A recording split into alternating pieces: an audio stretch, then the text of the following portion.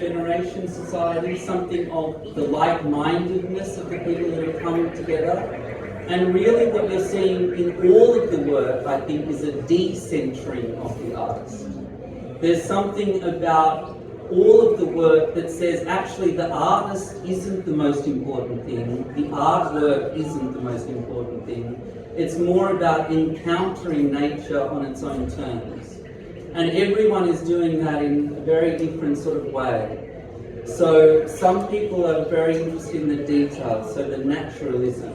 So either that's done through photography or a cyanotype uses, that's what in the art terms speak we call indexical, that actually is the specimen as a shadow or as a trace. That's another art world term, I like that. I was thinking, I don't know, yeah, that's fine. And other people like Jan Garvin, like just with the pencils, like some of the detail on some of the pencil work that she's done. I was speaking to her earlier that, it would take hours just to do a stamp, postage stamp size of those drawings. It's a slow, careful observation of nature to let the artist encounter nature on its own terms. Whereas other people like Jenny Orchard, also just talking about Jenny because it's right here and I just had to spend that last 5 minutes trying not to walk into it. There's some people that are responding in a more surreal way, or in a way through allegory, or through something that's a little bit strange, like Linda Klein is nodding. That is sort of like also interested in like the fig tree as some sort of surreal, almost like sprite, I don't know. Now I'm sounding too humanist and old-fashioned, but I mean, and that's the other thing, you recall that sort of stuff.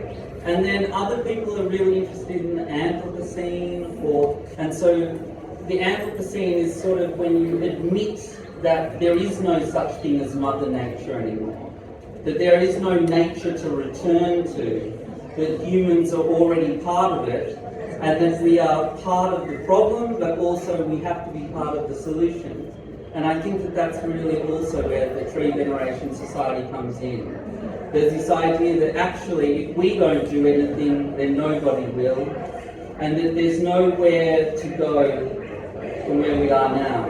And so that the Anthropocene is this idea that nature and humans are so interlinked that we have to move forward together. And I think that this exhibition has the ambition that the future is a hopeful one rather than a dystopian one.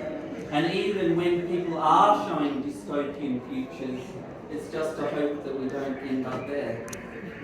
But I really would just, I guess in terms of an opening remark and opening it, I would just like to commend everyone from the TVS for such an ambitious project.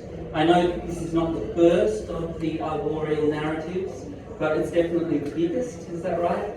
And it's such a beautiful place that James and Maria have opened up to the TVS, and I think that it's such a successful show, really. So also I would just say that the ambition of Woollahra Council is to be commended as well. It's not the first time again that I've been here, it's like, like the third show that I've seen here, but it's a long way from reading Enid Blyton and the Magic Faraway trend when I did in the 80s. And there was always the smell of polyester carpet that I remember. And I can see that that's also gone. But anyway, I just open the show and commend everyone on such a wonderful set.